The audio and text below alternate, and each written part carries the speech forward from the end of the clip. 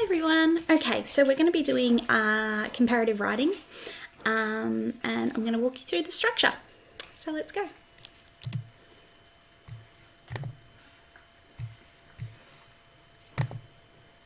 Alright, so the first thing you want to do, particularly if you're somebody who seems to either misinterpret the question or miss aspects of the question, the first thing you want to do is write out the question in your own handwriting. So you can kind of think about each word in the question and make sure you don't miss any aspects of it. I know a lot of kids in the mid-year exam didn't do as well as they hoped because they missed aspects of the question, particularly those people who did the rear window question. So that would definitely be something I would recommend. Once you've written it out in your own hand, then try highlighting key words. So you're ensuring that you address them all in your contention and that you keep coming back to them throughout the essay. So here's the question that we're going to be using for our example purposes today. That question is: compare the ways in which individual and collective memory affects the lives of characters in the 7 stages of grieving and the longest memory. Okay, so I've highlighted the keywords there: individual and collective memory. So I have to talk about memories that an individual person has and memories that come as passed down, like ancestral memories. So they might come in the form of being told stories about things that happened in their ancestors' pasts. It might come as a kind of intergenerational trauma thing, transgenerational trauma thing, where things that have happened in their ancestors' past change the way that they behave and the way that they communicate, anything like that, and then they kind of pass that down through their behavior to their descendants. So their grandparents pass it down to their mothers, and then their mothers pass it on to them, and that trauma kind of keeps turning up. Okay, so individual memory, collective memory, and then the other part of the question is asking about how it affects the lives of characters. Now that's really important because a lot of people will kind of go, I have to write an essay about individual memory and collective memory, but no, you have to also write about how it affects the lives of characters. Sorry, I have a dog here that's trying to get in on the action.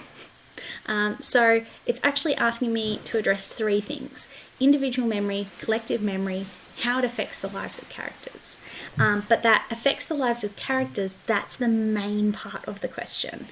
So a low-end score kid will kind of just talk about individual and collective memory, ignore the idea of affects the lives of characters.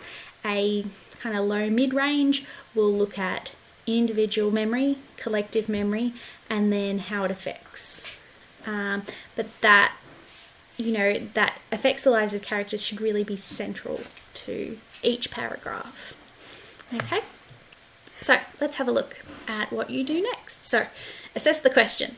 Then you work out what your contention is going to be. And what you want to do when you're writing out your contention, because you definitely want to write out your contention, is you want to try and use all of the key terms. Okay, so that you know that your answer is going to answer all of the question.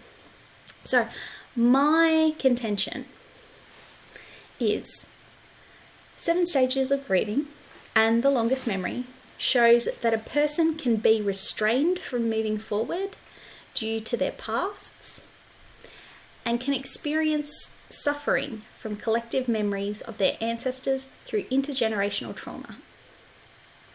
However, both Fred Daguerre and Wesley Enoch and Deborah Mailman assert that memories, both individual and collective, can also be a source of strength and comfort for those in times of suffering. So what I've done there is not only am I making sure that I'm using the key terms as much as I can.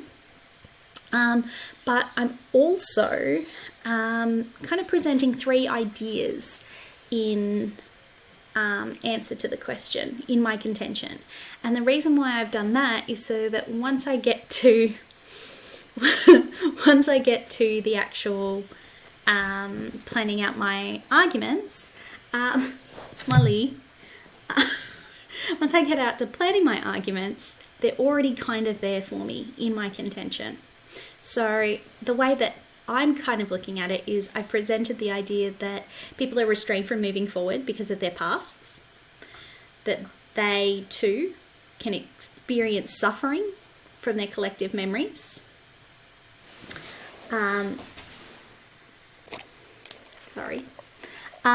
And that memories, both individual and collective, can be a source of strength and comfort for those in times of suffering. Okay, so they're my 3 ideas. All right. All right, next one. Working from home. What a joy.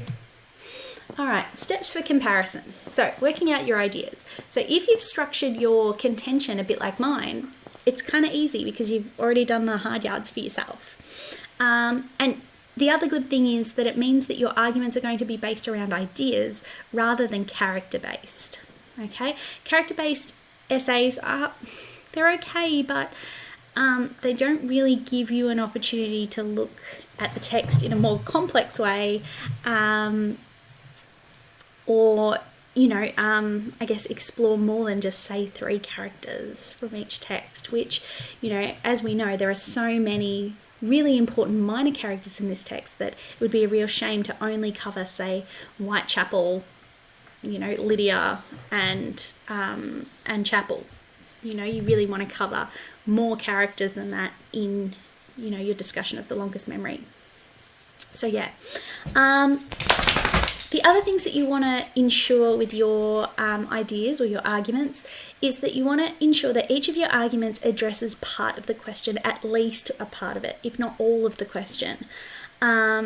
Each needs to have relevance towards the contention. You don't really have time, particularly, in the exam, but ever, to just kind of explore an idea that isn't really relevant. You don't have time to do that. So, you've got to make sure that everything can connect with those keywords. If you have time in your planning, and I would say for the SAC, you've probably got about 10 minutes planning. If you're talking about the exam, you're probably looking at about 5 minutes planning.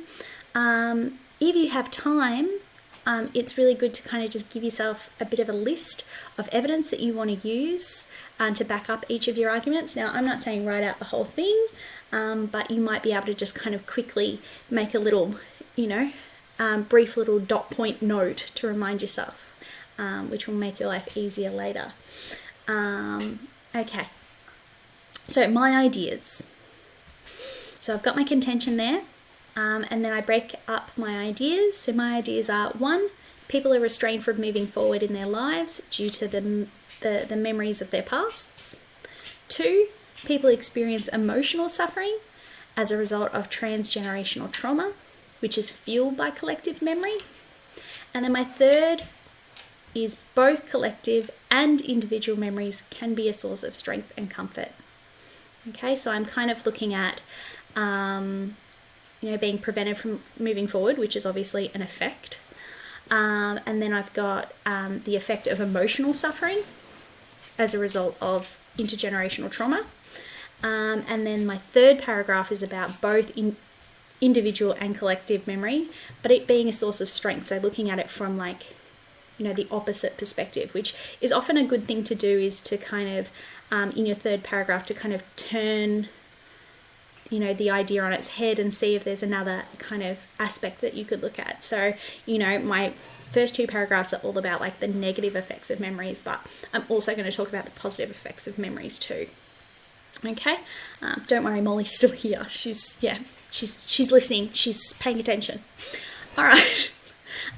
So that's the planning. All right.